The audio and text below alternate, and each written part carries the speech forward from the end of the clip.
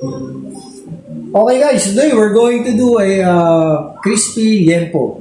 Nakakuha tayo ng 1.5 kilo. Maganda-ganda itong nakuha natin na pork sa sariwa. Okay? Okay guys, ito na ang ating liempo. Hinati natin sa dalawa para magkasya sa ating air fryer. Meron tayong garlic, salt, pepper, at saka laurel, tanglad. Okay, yung sibuyas para sa ating sausawan yan guys, para mamaya.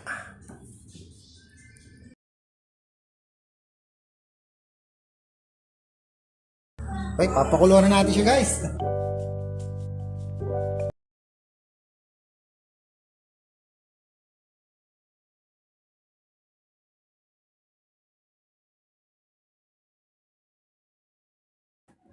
Okay po, sa ngayon malambot na po ang ating karne.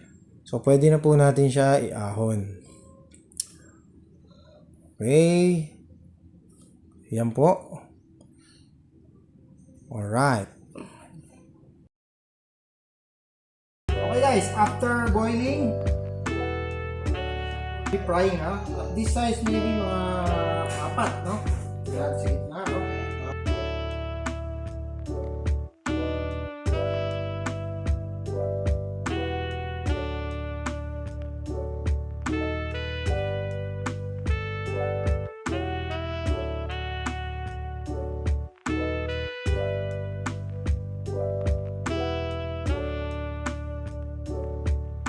Kailangan guys, laging matalas ang kutsilyo natin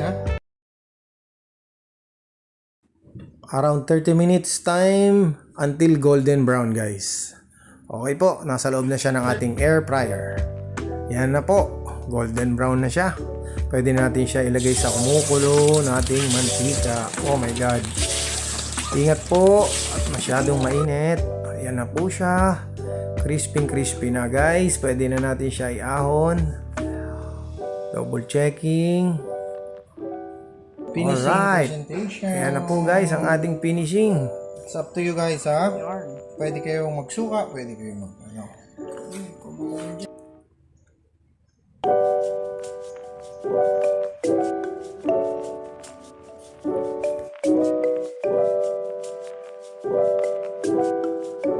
Bon appetit!